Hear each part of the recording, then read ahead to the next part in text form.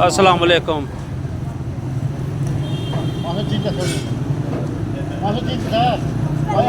हाँ जी बजुर्गो दसो आदे चा के जरा किन्ने बने भाजी 670। हाँ जी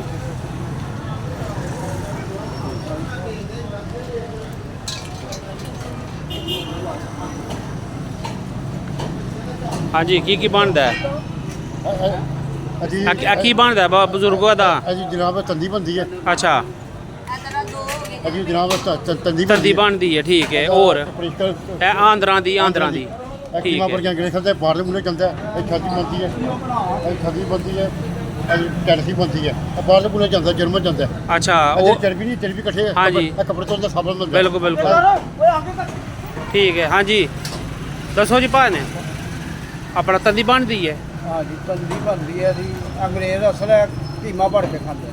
ठीक है कीमा भर के खाते हैं और की बनता है और ऑपरेशन का धागा बनता है। अच्छा मच्छी वाली है जी टैंक्स वाली तंदी। अच्छा अच्छा अच्छा ठीक है सही है। तो किस तरह तुम ये अपना देंदे हो तैयार हो गए ना। हाँ जी अगर देइए तो 50 रुपये अच्छा ते सूट के देइए तो 150 रुपये 150 सही है ठीक है। तो लेंदे किस तरह असं लिया 30 रुपये 40 रुपये सही है। चलो तो मतलब कोई चीज़ जी है ना वो बेकार नहीं जाती अल्लाह के हुक्म नाल।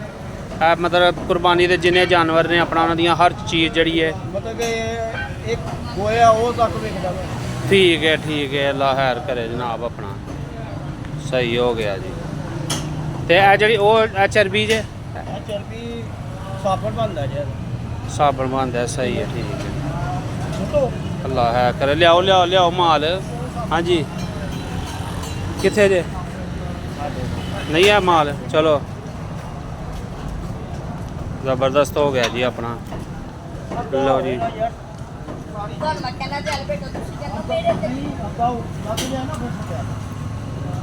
मन हो गया जी।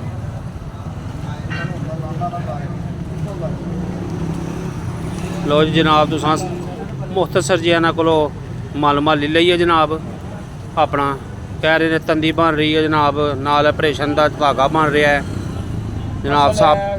खाना अंग्रेज कीमा भर के ठीक है जी अंग्रेज़ कीमा भर के खाता है जनाब अभी वो दस रहे ने अपना साढ़े भाई होनी ते मालूमात दे रहे ने। लो जी अपना अल्लाह खैर करे थोड़ा तड़ जनाब अपना आगे कर ले आगे कर